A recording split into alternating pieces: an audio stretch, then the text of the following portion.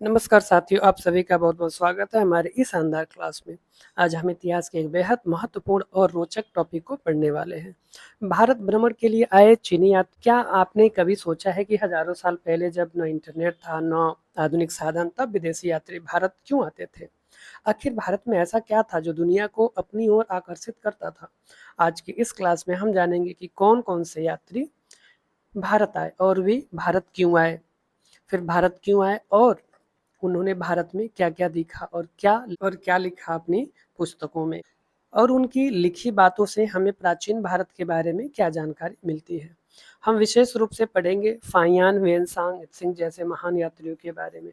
ये टॉपिक सिर्फ इतिहास समझने के लिए ही नहीं, बल्कि बोर्ड एग्जाम, प्रतियोगी परीक्षाओं और सामान्य ज्ञान के लिए भी बहुत महत्वपूर्ण है। इसलिए क्लास को पूरा ध्यान से देखिएगा, क्योंकि मैं आपको आसान भाषा में ट्रिक और मज़ेदार तरीकों के साथ समझाने वाला। अगर आप पहली बार हमारे चैनल पे आए हैं तो चैनल को सब्सक्राइब जरूर कर लीजिए और वीडियो को लाइक कर दीजिए, ताकि ऐसा ही शानदार क्लास आपको लगातार मिलता रहे। चलिए शुरू करते हैं। तो ये वो यात्री हैं जो चीन से भारत आए थे। पहला यात्री जो फाहियान है, और ये जो फाहियान है 399 414 ईस्वी के बीच में यह चंद्रगुप्त सेकंड के शासनकाल में आया, और ये भारत फाहियान 6 वर्षों तक रहा, और यह चीन का चीनी बौद्ध भिक्षु था। 6 वर्षों तक भारत में रहा और उसका अध्ययन किया। फिर आते हैं ह्वेनसांग पे। ये ह्वेनसांग 629 से 645 के बीच में आया, और किसके शासन काल में आया? तो ये हर्षवर्धन के शासन काल में आया, जो कि 15 वर्षों तक भारत में रहा है। हर्षवर्धन का जो शासन काल है वो 606 से 647, जो कि 41 वर्ष तक शासन काल रहा। फिर आते हैं इत्सिंग पे।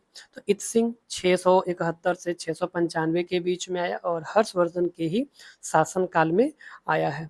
फिर आते हैं अल मसूदी की बात करते हैं, जो कि बगदाद का अरब यात्री था 915 से 916 के बीच में, और यह महिपाल फर्स्ट यानी कि प्रतिहार वंश के शासनकाल में भारत आया। तो फाहियान आया चंद्रगुप्त सेकंड के शासनकाल में, ह्वेनसांग हर्षवर्धन के शासनकाल में आया, जो कि 15 वर्षों तक था।